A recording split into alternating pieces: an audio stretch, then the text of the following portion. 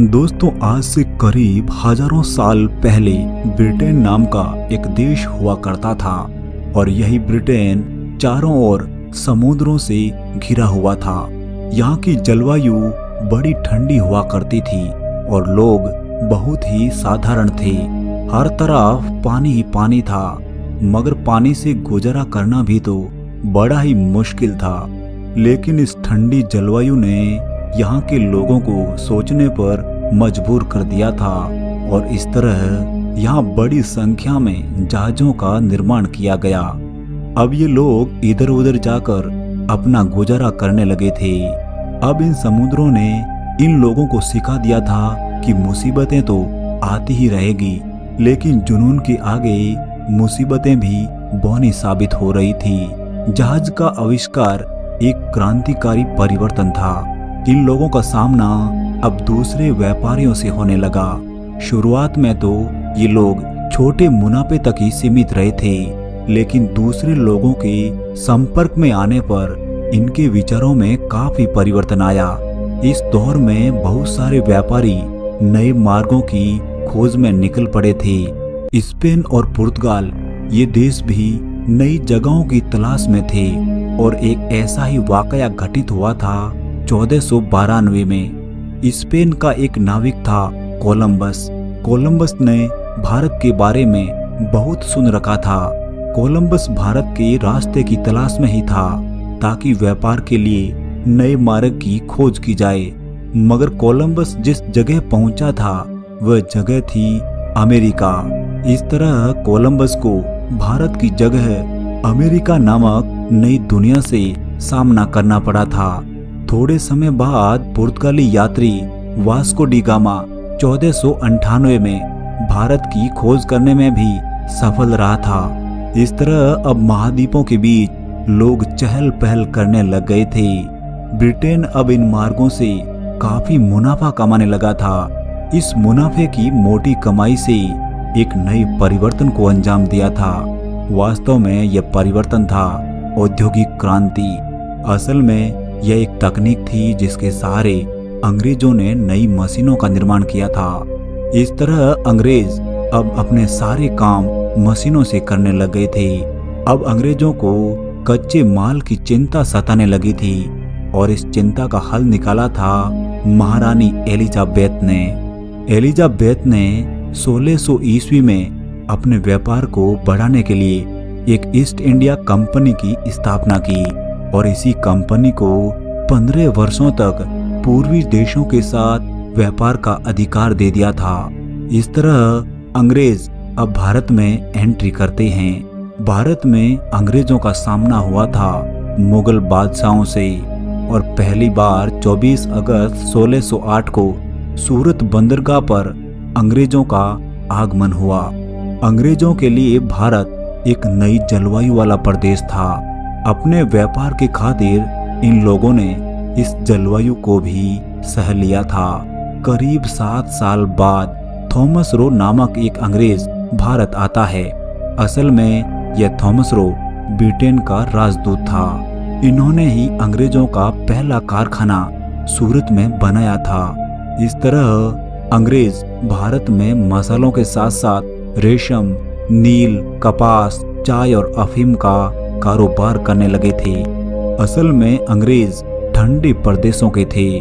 ठंड से बचाव मसालों से ही संभव था। साथ ही अफीम की लत ने इन लोगों को झूमने पर मजबूर कर दिया था। इतना मुनाफा देखकर बहुत सारे व्यापारी भारत के ठिकानों की ओर चल पड़े थे। अंग्रेजों का भारत में आना और शाही राजाओं से दोस्ती रखना अब एक आदत सी बन गई थी। धीरे धीरे इन लोगों ने राजाओं से नजदीकियां बढ़ाई ताकि इनके राज को करीब से जाना जा सके। अब उन्हें पता लग गया था कि आखिर भारतीयों की क्या कमजोरी है। अब उन्हें समझ में आ गया था कि भारतीय तो आस्था में जी रहे हैं। इसी धर्म का सहारा लेकर अब अंग्रेज व्यापार की जगह राजनीति के सपने देखने लग गए थे और मुगल बादशाह इन सूट बूट पहने अंग्रेजों को अधिक तवज्जो देने लगे थे। अंग्रेज इन बादशाहों को खुश करने के लिए महंगे महंगे तोहफे दिया करते थे। बस फिर क्या था, इन मुगल बादशाहों से धीरे धीरे सारी सुविधाएं हथिया ली थी। भारत में अंग्रेजों ने सबसे पहले बंगाल को अपना ठिकाना बनाया। बंगाल की वजह थी वहाँ का उपजाऊ प्रदेश, साथ ही बंगाल समुद्री मार्गों से भी जुड़ा हुआ था। अंग्रेज तो वैसे ही समुद्री मार्गों के पक्के खिलाड़ी थे। अब यह समय था 18वीं सदी का।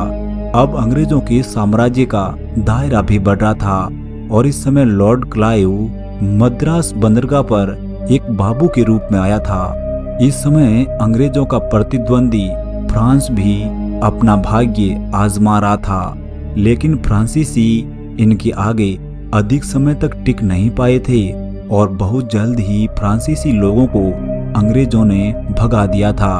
अब केवल मैदान में अंग्रेज और मुगल ही बचे थे, लेकिन अंग्रेजों की चालों से मुगल बादशाह भी नहीं बच पाए थे। इस तरह मुगल अपने ही देश में पराये हो गए थे।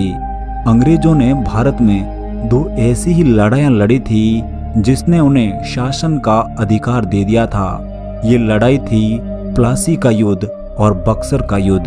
अब अंग्रेजों की टक्कर में यहाँ कोई नहीं था। अब धीरे धीरे अंग्रेजों ने संपूर्ण भारत पर अपने नियम चलाने शुरू कर दिए थे।